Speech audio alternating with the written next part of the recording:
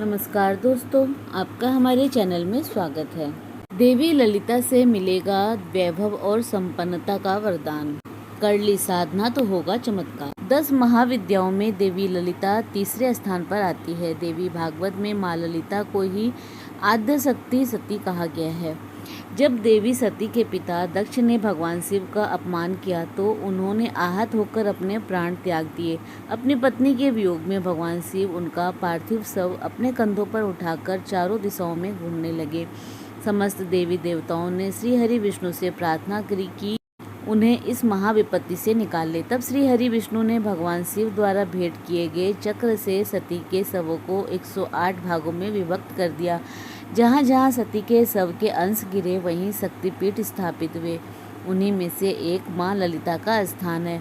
भगवान शिव को अपने हृदय में धारण करने के कारण सती नैमिषारण्य वन में लिंग धारणी नाम से प्रसिद्ध है। इन्हें ललिता देवी के नाम से पूजा जाता है। कालिका पुराण में कहा गया है कि ललिता देवी गौर वर्ण की है। उनकी 2 भुजाएं हैं तथा वो लाल कमल पर विराजित रहती है। दक्षिण मार्गी शाक्तों की मान्यता के अनुसार देवी ललिता को चंडी का स्थान प्राप्त है। जो व्यक्ति इनकी सच्चे मन से पूजा करता है उन्हें सुख समृद्धि ऐश्वर्य की प्राप्ति होती है। माँ अपने भक्तों को भोग और मोक्ष दोनों प्रदान करती है। पूजन विधि: शाम के समय स्वच्छ होकर लाल या गुलाबी रंग के कपड़े पहने।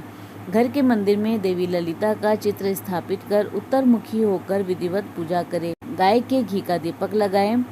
चंदन की धूप करें। गुलाबी रंग के पुष्प चढ़ाएं। गुलाल अर्पण करें। माँ को सुगंधित इत्र लगाएं। खीर का भोग लगाकर इस विशेष मंत्र का कम से कम 108 बार जाप करें।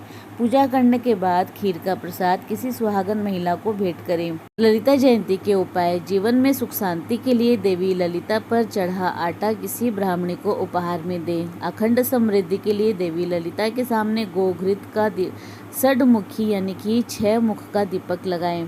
और लव लाइफ में सफलता प्राप्त करने के लिए देवी ललिता को दही और शहद का भोग लगाकर सफ़ेद रंग की गाय को खिलाएं। त्रिपुर सुंदरी माँ ललिता देवी के 5 रहस्य। 10 महाविद्याओं की साधना करना बहुत कठिन है, लेकिन यदि साधना सफल हो जाती है तो होता है चमत्कार। 10 महाविद्याओं में से एक माँ ललिता, इन्हें राजराजेश्वरी या त्रिपुर सुंदरी भी कहा जाता है। शक्तिपीठ: भारतीय राज्य त्रिपुरा में स्थित त्रिपुर सुंदरी का शक्तिपीठ है। माना जाता है यहाँ पर माता के धारण किए हुए वस्त्र गिरे थे। त्रिपुर सुंदरी शक्तिपीठ भारत के अज्ञात 108 एवं ज्ञात 51 पीठों में से एक है। त्रिपुर सुंदरी या माँ ललिता माता के मंत्र: 2 मंत्र है। रुद्राक्ष माला से 10 माला जाप कर सकते हैं। मंत्र इस प्रकार है: ऐं ह्रीं श्रीं त्रिपुर सुंदरिये नमः। और दूसरा मंत्र है ओम श्रीं ह्रीं क्लीं ऐं सौं ओम ह्रीं श्रीं क ए ई ल ह्रीं ह स क ह ल ह्रीं स क ल ह्रीं तो ऐं क्लीं ह्रीं श्रीं नमः। ललिता देवी की साधना: ललिता माता की पूजा अर्चना व्रत एवं साधना मनुष्य को शक्ति प्रदान करते हैं। माँ ललिता की साधना से समृद्धि की प्राप्ति होती है। दक्षिण मार्गी शाक्तों के अनुसार देवी ललिता को चंडी का स्थान प्राप्त है। इनकी पूजा पद्धति देवी चंडी के समान ही है तथा ललितोपाख्यान, ललिता सहस्त्रनाम, ललिता त्रिशती का पाठ इस दिन किया जाता है। पुराण में वर्णन: माँ ललिता अनुपम सौंदर्य, भक्तों को अभय प्रदान करने वाली, यौवन युक्त और तीनों लोकों में विराजमान है। उन्हें कई नामों से जाना जाता है। इन्हें राजराजेश्वरी, बाला, ललिता, मीनाक्षी, कामाक्षी, शताक्षी, कामेश्वरी कहते हैं कि त्रिपुर सुंदरी की आराधना करने वाले भक्तों को लौकिक तथा पारलौकिक शक्तियाँ प्राप्त होती है। देवी पुराण में माता की बहुत सी शक्तियों के बारे में बात की गई है। तो आइए जानते हैं इनके स्वरूप और इनके पीछे जुड़ी पौराणिक कथा के बारे में। देवी त्रिपुर सुंदरी शांत मुद्रा में लेटे हुए सदाशिव की नाभि से निकले हुए कमलासन पर विराजमान है। चतुर्भुजी भुजाओं में देवी के पास अंकुश, धनुष और बाण है। देवी के आसन को ब्रह्मा, विष्णु, शिव और यमराज अपने मस्तक पर धारण करते हैं। देवी 3 नेत्रों से युक्त और मस्तक पर अर्धचंद्र धारण करती है।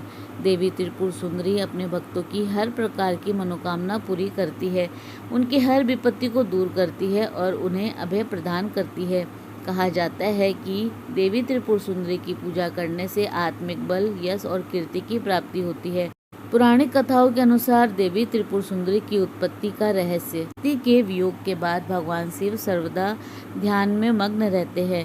उन्होंने अपने संपूर्ण कर्म का परित्याग कर दिया था, जिसके कारण तीनों लोकों के संचालन में व्याधि उत्पन्न हो रही थी। उधर तारकासुर ने ब्रह्मा जी से वर प्राप्त किया कि उसकी मृत्यु शिवपुत्र के द्वारा ही होगी। समस्त देवताओं ने भगवान शिव को ध्यान से जगाने के लिए कामदेव और उनकी पत्नी रति को कैलाश भेजा। कामदेव ने कुंडलिनी बाण से भगवान शिव पर प्रहार किया। परिणाम स्वरूप शिव जी का ध्यान भंग हो गया। देखते ही देखते भगवान शिव के तीसरे नेत्र से उत्पन्न क्रोध अग्नि ने कामदेव को जलाकर भस्म कर दिया।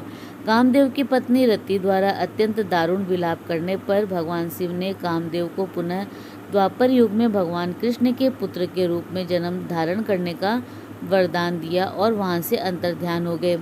सभी देवताओं और रति के जाने के पश्चात भगवान शिव के एक गण द्वारा कामदेव के भस्म से मूर्ति निर्मित की गई और उस निर्मित मूर्ति से एक पुरुष पैदा हुआ। उस पुरुष ने भगवान शिव की स्तुति करी और उसके बाद भगवान शिव द्वारा उस पुरुष का नाम बंडासुर रखा गया। शिव जी के क्रोध से उत्पन्न होने के कारण बंडासुर तमोगुण संपन्न था और वह धीरे धीरे तीनों लोकों पर भयंकर उत्पात मचाने लगा। देवराज इंद्र के राज्य के समान ही बंडासुर ने स्वर्ग जैसे राज्य का निर्माण किया और राज करने लगा। तदंतर बंडासुर ने स्वर्गलोक पर आक्रमण कर देवराज इंद्र और स्वर्ग राज्य को चारों ओर से घेर लिया। भयभीत इंद्र नारद मुनि की शरण में गए और इस समस्या के निवारण का उपाय पूछा। देवर्षि नारद ने आदिशक्ति की यथाविधि अपने रक्त और मांस से आराधना करने का परामर्श दिया। देवराज इंद्र ने देवी की आराधना की और देवी ने त्रिपुर सुंदरी स्वरूप से प्रकट हो भंडासुर का वध कर देवराज पर कृपा की और समस्त देवताओं को ऐसे मुक्त किया। माँ ललिता का आश्रय लेने वाला कभी निराश नहीं होता। वरदायी माता का हृदय सौम्यता एवं दया से पूर्ण है। माँ की महिमा का वर्णन करना संभव नहीं है। संसार के समस्त तंत्र मंत्र और तांत्रिक तथा सिद्ध गण बिना माता के आशीर्वाद के पूर्णता प्राप्त नहीं कर सकते। माता के प्रसन्न होने पर मनोवांछित फल की प्राप्ति होती है।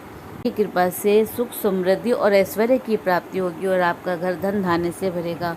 तो बोलो माँ ललिता की जय। दोस्तों, इसी प्रकार और भी रोचक जानकारी के लिए आप हमारे चैनल को लाइक शेयर व सब्सक्राइब करें। हमारे चैनल में विजिट करने के लिए धन्यवाद।